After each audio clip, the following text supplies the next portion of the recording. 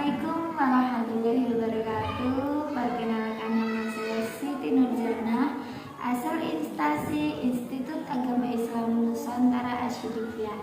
Saya merupakan peserta PKDP Angkatan Pertama tahun 2025 yang diselenggarakan di UIN Raden Fatah Palembang. Main HP ya, 10 menit aja. Ya. Assalamualaikum warahmatullahi wabarakatuh. Waalaikumsalam warahmatullahi wabarakatuh. Sebelum kita masuk ke perkuliahan pada pagi hari ini mau absen dulu ya. Risma.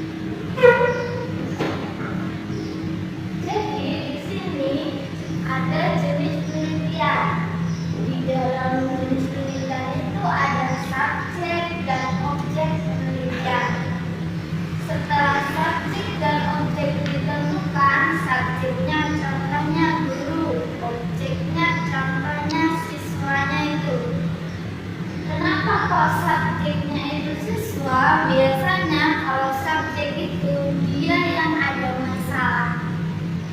Contoh, siswanya hiperaktif. Nah, itu objeknya atau subjeknya. Sedangkan subjeknya itu gurunya. Gurunya itu yang memberi stimulus setiap hari. Kemudian setelah data dikumpulkan, ada subjek dan objek, ada teknik pengumpulan data.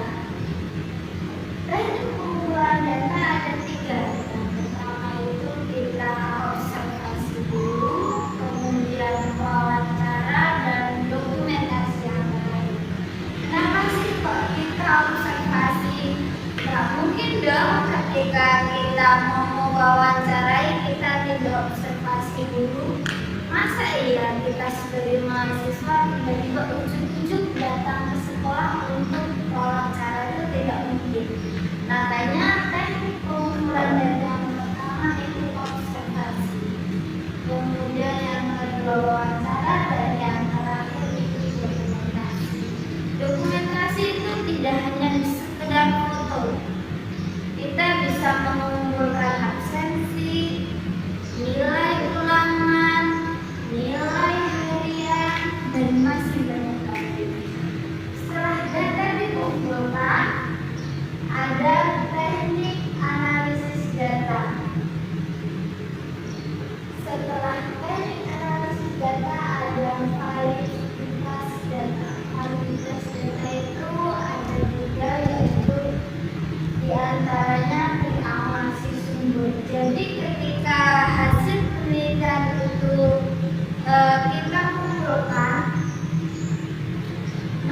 melalui observasi, wawancara, dan dokumentasi itu pasti ada data penting dan tidak penting.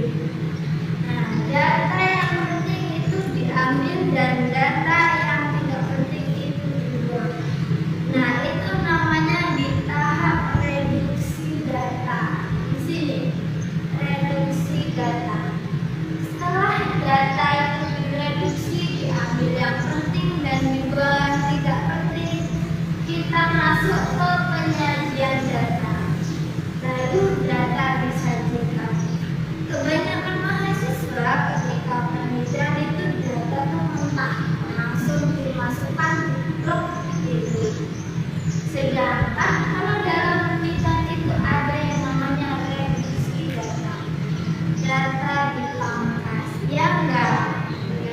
Setelah data dipangkas, baru disajikan. Setelah disajikan, barulah kita menyimpulkan. Kalau tidak disimpulkan, berarti belum selesai. Setelah data disimpulkan, barulah kita ketemu yang namanya validitas data.